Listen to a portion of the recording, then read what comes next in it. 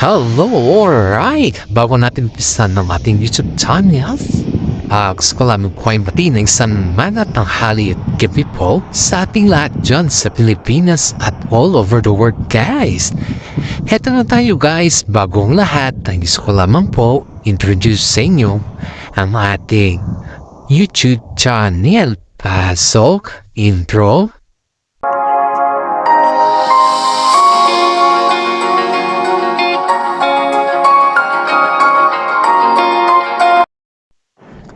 Okay, alright. Introduction po tayo sa lahat, guys.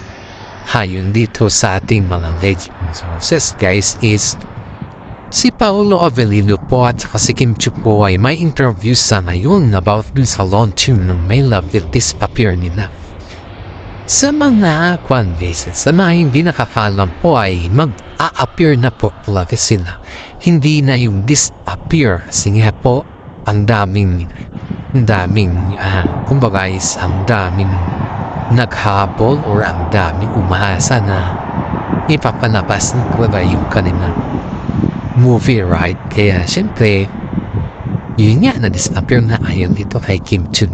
Ito guys ay yung nagsuhan nila dito sa video na to kung saan yung mga may interview sila na pinapahiwatig dito ni Paolo Avellino na yung ugali ni Kim Chiu sa kanya noon at saka yung ugali niya sana yun dahil halata naman natin na hindi naman nila mai-deny na sana yun dahil kitang-kita naman natin kung ano talaga yung katotohanan sa kanilang dalawa.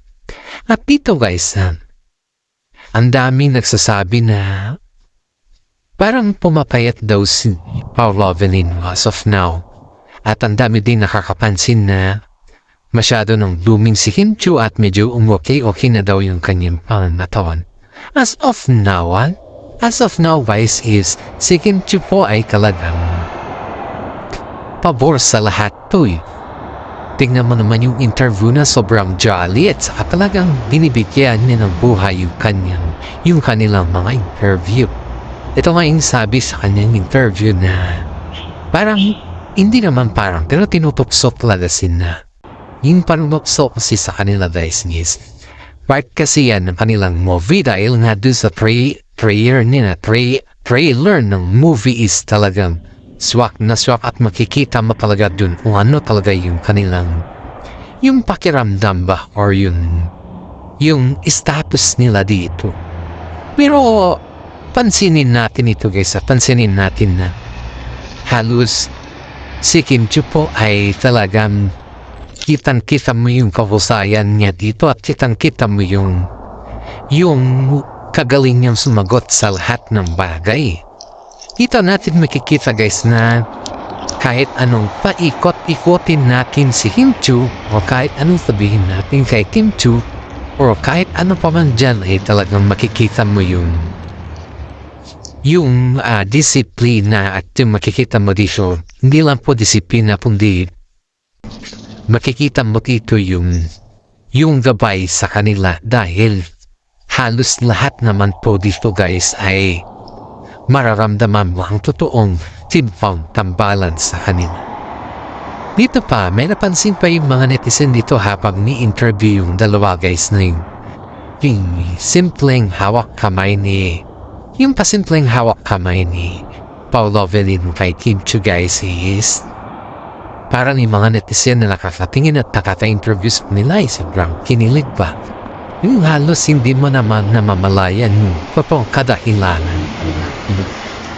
And aside from that guys, may mga umaepal pa nga na parang gusto nilang malaman yung totoong status ba. Pero hindi naman sa nangyayang tayo sa kanilang buhay.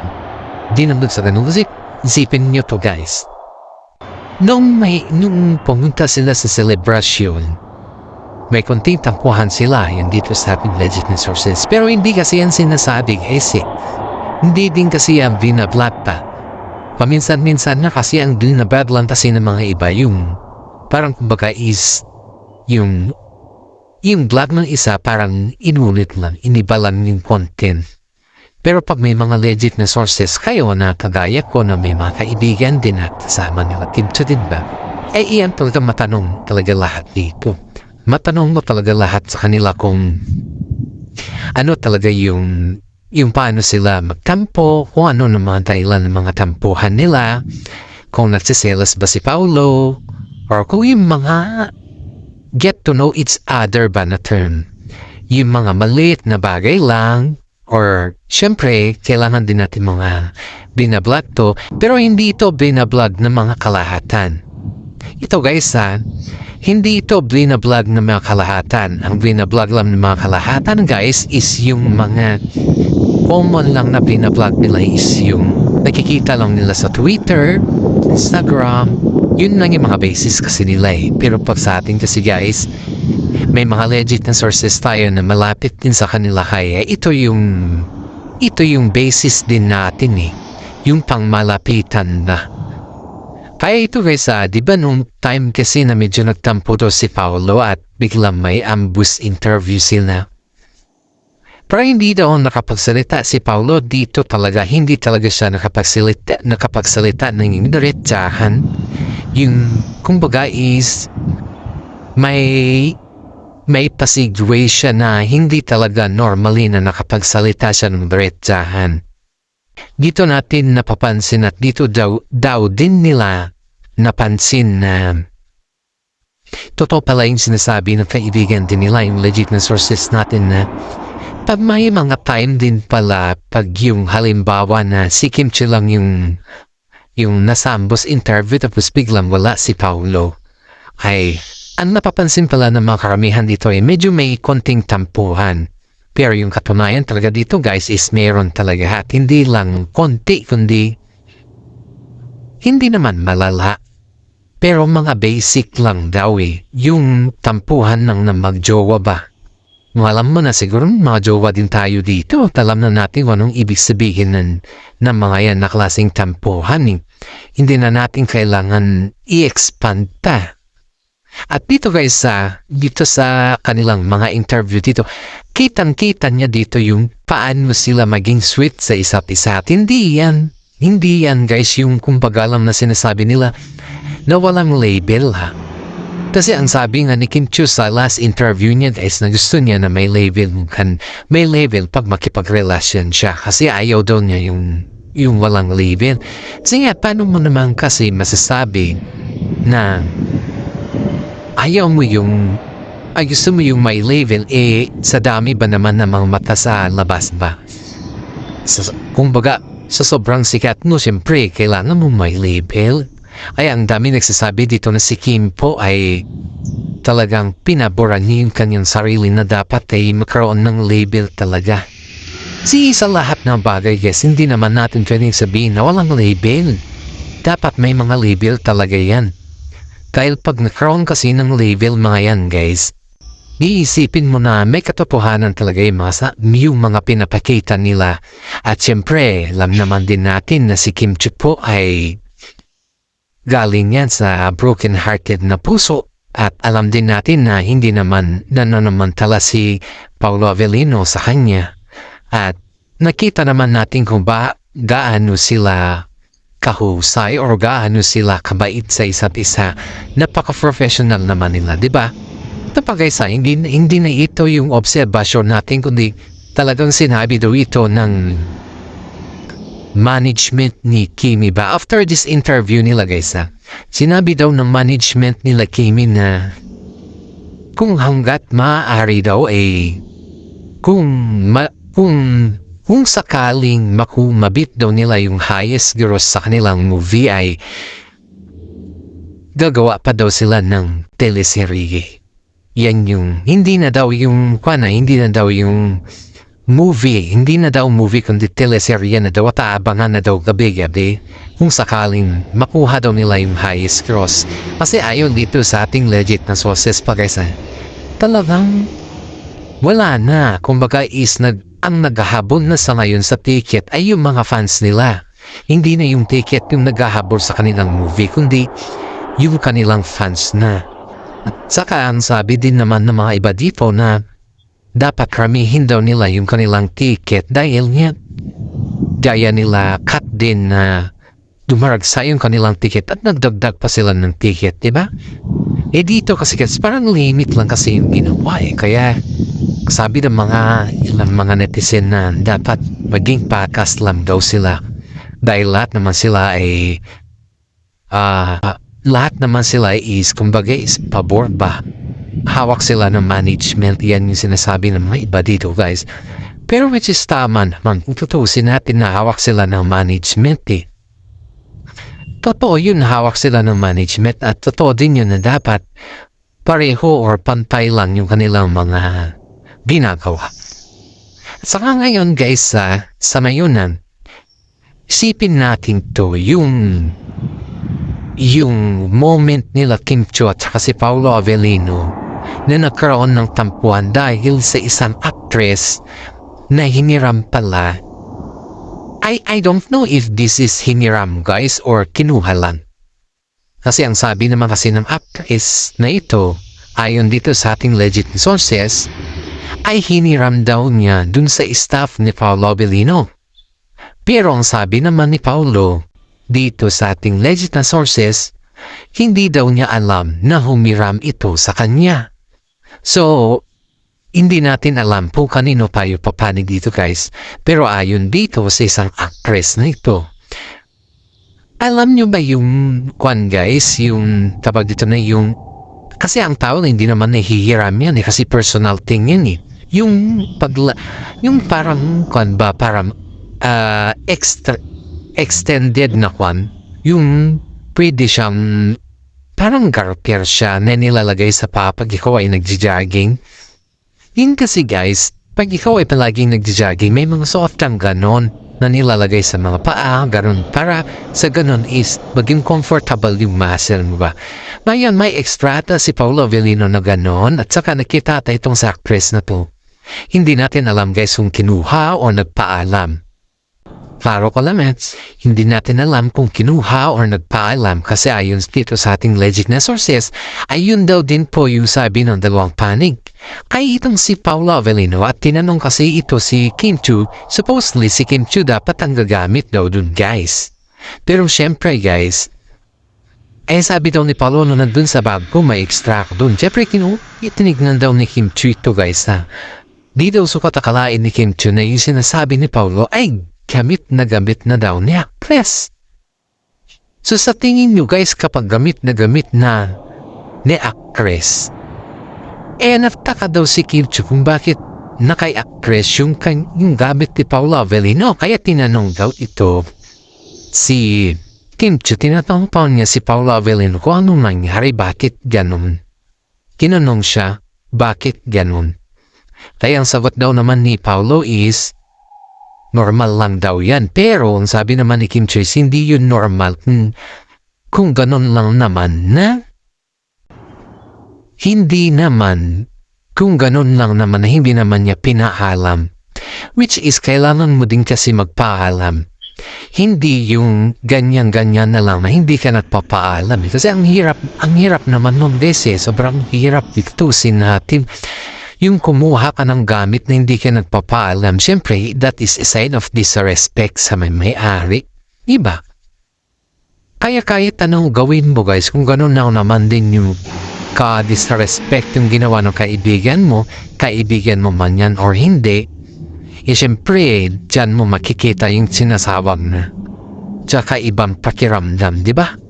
Ang hirap. Pero, dyan daw yung umpisa ng kanilang tampuan guys nung last week. Ayun din dito sa ating legit na sources ay marami daw mga content creators sa ngayon nag-atubili lang daw na nagtatanong sa kanila kung ano daw yung pwede nilang i-update sa Kim Pao. Pero hindi daw nagsasalita yung ating mga legit na sources because they don't have the gets ba? Hindi naman nila kilala yung nagtatanong sa kanila, and besides yung mga close friend lang talaga nila yung kanilang mga tinatanong about sa mga ganun na bagay. And yet, alam naman din natin na pa-close friend ka talaga. Siyempre, diyan mo makikita yung katotohanan na diyan mo rin may papadama kung ano talaga yung sinatawag na kagalingan o kagandahan loob. Kaya marami dito guys ako nagsasabi na Si Paolo Avellino ay talagang sobrang husay sa lahat ng bagay at the same time din po ay si Kim Chu. Napahanga nga po nila yung kanilang fans sa California. Sipin nyo to guys napahanga nila yung fans nila sa California na which is sobrang layo nun na at nanonood lang siya sa Kimpawa at nung promote daw niya, i-promote daw ng mga fans niya yung kanilang movie, ang dami daw buzzers na nagsasabi doon. Hanggang ngayon guys is hindi na daw makatulog yung fans niya sa California kasi tinatad daw sila ng buzzers, ewan kung bakit no. Tayo niya daw yung gustong iklaro ng fans sila sa California kasi nga wala naman daw siyang ginawang masama kundi promote lang daw nilang movie ng Kim Pao. Pero parang sa patong may kwanda. Parang kumbaga ginawa siyang binasya at pinasikat talaga sa Sokmet kaya ang dafing naawa sa fans ni Tui.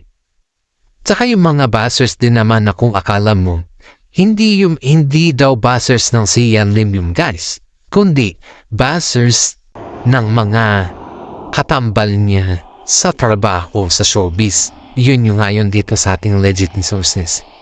Buzzers yun na makasama niya sa showbiz. Kaya hindi daw natin pwede, sabi nga nila, hindi yan fans ng Kim C dati, kundi fans yan yung makasama niyan sa showbiz. Sobrang dami talaga naiinggit sa kanila guys. Dahil parang pina-priority na daw, mas pina-priority na daw yung Kim Pao sa ngayon kumpara sa mga old daw na artista. Sabi pa nga dito guys bakit daw daw meron sa Kim Pao, bakit daw sila yung kino-compare sa ngayon at parang sila na daw yung over the extend na sobrang sikat. Ang sabi naman daw ng mga iba is nasa karakter yan at nasa husay din yan. Which is tama naman. Nasa karakter din yan at nasa husay din yan nila. Kaya ito guys sobrang lakas ng appeal ng mga Kim Pao sa mga international fans nila. Pansinin nyo dito guys nagugustuhan nga nila yung performance silang dalawa sa stage yung pagkakanta nila kahit medyo tagilid na okay lang as long as na napapasaya nila yung tao. At yan daw po yung nagugustuhan ng mga netizen sa kanila guys kasi kahit alam nilang tagilid na sila still pa rin kumakanta sila para sa kanilang mga fans at na-appreciate din natin yun talaga. At yan ay may katotohanan talaga kasi pansin na pansin din natin yan sa kanila. Kaya ang sabi ng mga iba dito na give them a chance to let them know or to let them each and everyone na yung ang Kim Pao ay hindi ito pasikatan lang sa kanilang performance kundi pagalingan din po at wala po silang nahalong kumbaga isakit sa kalooban sa kapwa nila dahil hindi po iyan ang intention nila. And alam naman din natin na sila po ay very trusted, sila po ay sobrang sikat at sila din po ay kumbaga is aminado sa lahat ng bagay na sila ay kaya nilang tapatan kahit sino artista basta sa kanila ay magtrabaho lang at walang inggitan. Yan daw po yung sabi ng mga iba natin na nakakakilala sa kanila. Kasi, you know guys, we're just only fans. And then, hindi naman natin ipagkaila na yung in a personal way ba na hindi naman natin pwedeng hindi naman tayo close kay Kim Chu saka close kay Paolo kumbaga lang po nakakasagap lang po talaga tayo sa mga close friend nila na mga balita. Pero syempre ang mga balita kasi yan is limit lang, hindi naman natin pwedeng ibulgar yung podong ko ba kasi ang pagiging vlogger kasi is hindi mo pwede ibuklat lahat yung libro nila. Kundi lahat yan may limitasyon din at yung limitasyon na yun ay kailangan nating lagyan ng boundaries.